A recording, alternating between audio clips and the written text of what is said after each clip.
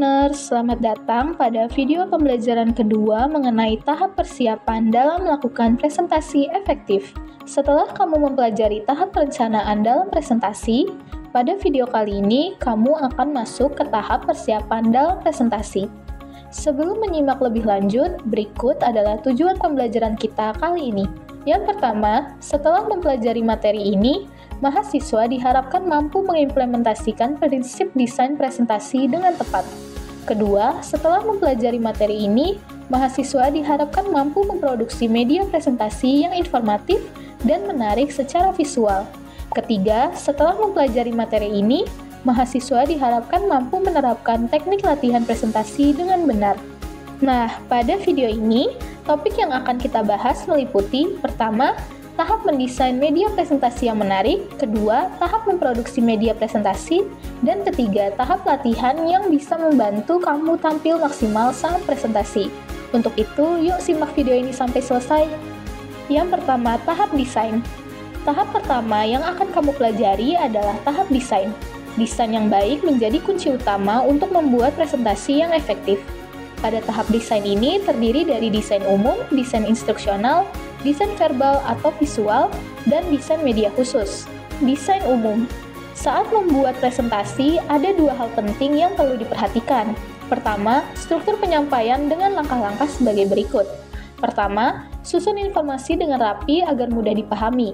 Kedua, pecah informasi yang rumit menjadi bagian kecil dan sampaikan poin penting di awal serta di akhir presentasi.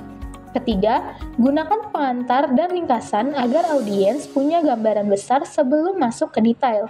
Keempat, gunakan isyarat verbal dan visual seperti gambar atau penekanan suara untuk menyoroti bagian penting. Yang kelima, atur tempo bicara sesuai dengan materi dan audiens. Jika materinya sulit atau audiensnya lebih tua, gunakan tempo yang lebih lambat. Kedua, interaksi dengan audiens.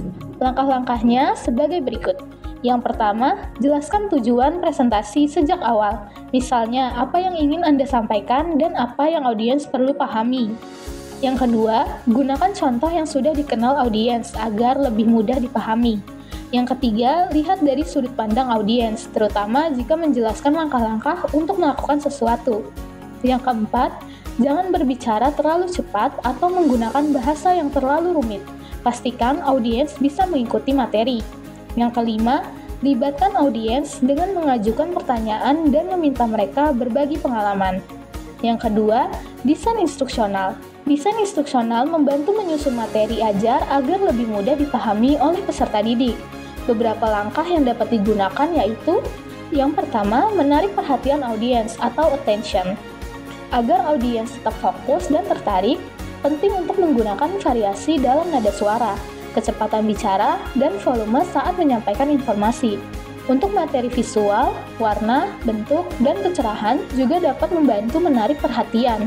Selain itu, pastikan untuk menyampaikan konten yang bermakna dan jelas sehingga audiens dapat dengan mudah memahaminya dan merasa bahwa informasi tersebut relevan bagi mereka.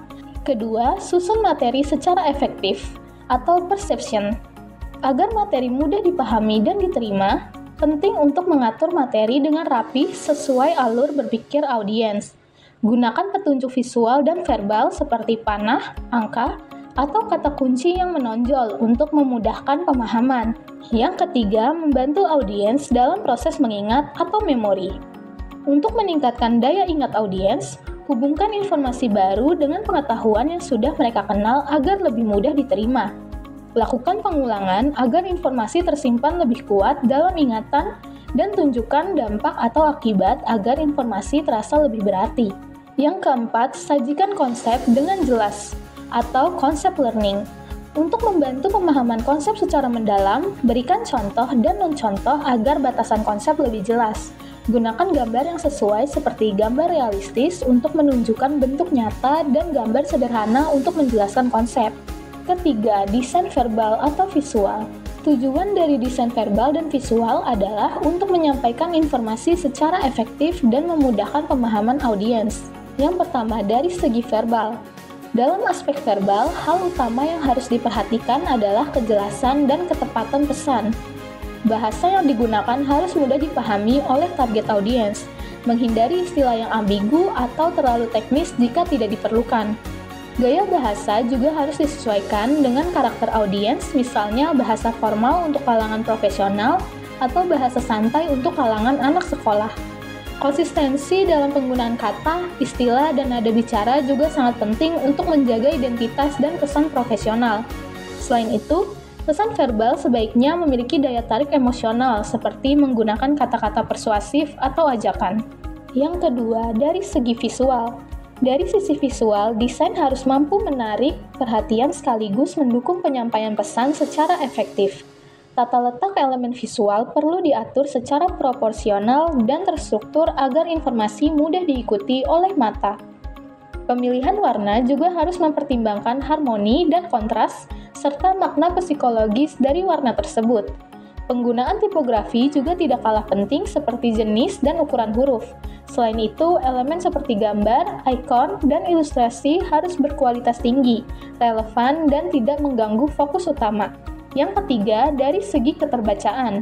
Keterbacaan berperan penting dalam memastikan bahwa pesan yang disampaikan dapat dipahami dengan cepat dan mudah oleh audiens. Ukuran huruf harus cukup besar dan proporsional terhadap media yang digunakan agar tidak menyulitkan pembaca. Tingkat kontras antara teks dan latar belakang juga harus diperhatikan karena rendahnya kontras akan membuat teks sulit dibaca. Selain itu, jarak antar huruf dan baris harus cukup lega untuk memberikan kenyamanan visual.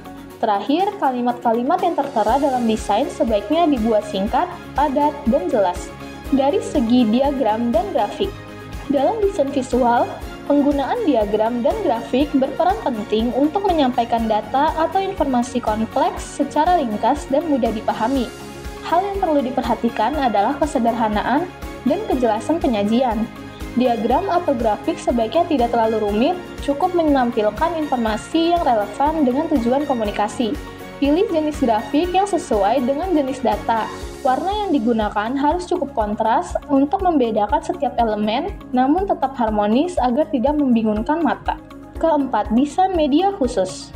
Dalam mendesain media pembelajaran atau presentasi, setiap jenis media memiliki karakteristik dan kebutuhan khusus. Berikut penjelasan hal-hal yang harus diperhatikan dalam desain masing-masing media. Yang pertama, pada media chalkboard atau flip chart, gunakan huruf kapital atau huruf yang mudah dibaca dari jarak jauh. Jika memungkinkan, gunakan warna berbeda untuk menyoroti poin penting, misalnya spidol warna untuk flip chart atau kapur warna untuk papan tulis. Pastikan tidak terlalu banyak teks dalam satu bagian agar mudah dipahami. Kedua, pada slide atau overhead transparansi, gunakan ukuran huruf besar minimal 24 agar terbaca dari kejauhan. Satu slide idealnya hanya memuat satu ide utama. Gunakan latar belakang dan teks dengan kontras tinggi, serta tambahkan grafik atau gambar bila relevan. Tapi hindari terlalu banyak dekorasi yang mengganggu fokus. Ketiga, pada media video, usahakan durasi tidak terlalu panjang, cukup 3-5 menit untuk satu topik agar tidak membosankan. Gambar dan suara yang ada dalam video harus jernih. Rancang storyboard atau naskah agar pesan tersampaikan dengan jelas dan logis. Jika memungkinkan, tambahkan subtitle untuk membantu pemahaman. Keempat, pada media computer-based media, sertakan elemen seperti kuis, simulasi, atau navigasi mandiri agar pengguna aktif terlibat. Navigasi harus intuitif dan mudah digunakan. Gunakan kombinasi teks, gambar, suara, dan video secara proporsional, serta berikan umpan balik otomatis pada latihan atau tugas interaktif. Yang kelima, pada media handout, gunakan heading, bullet points, dan numbering untuk memudahkan pembacaan. Pastikan materi dalam bentuk poin-poin bukan naskah panjang. Gunakan font yang mudah dibaca, misal Arial, Times New Roman, dengan layout yang rapih. Kedua, tahap produksi. Setelah mempelajari tahap desain, selanjutnya kamu akan mempelajari tahap produksi. Di tahap ini, kamu mulai mengubah desain menjadi media presentasi nyata dengan menggabungkan teks, gambar, audio, dan animasi secara efektif. Berikut ada beberapa langkah yang harus kamu perhatikan dalam memproduksi media presentasi.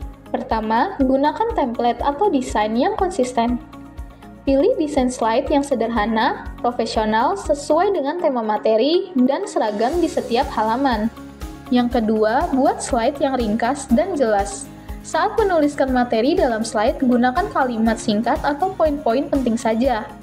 Ketiga, pilih font yang mudah dibaca.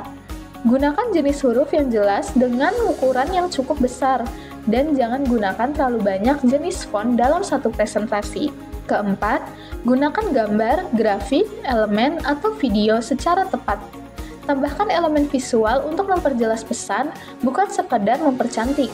Kelima, perhatikan warna dan kontras. Pastikan warna tulisan kontras dengan latar belakang agar mudah dibaca, serta hindari kombinasi warna yang terlalu mencolok. Keenam, cek dan uji media sebelum digunakan.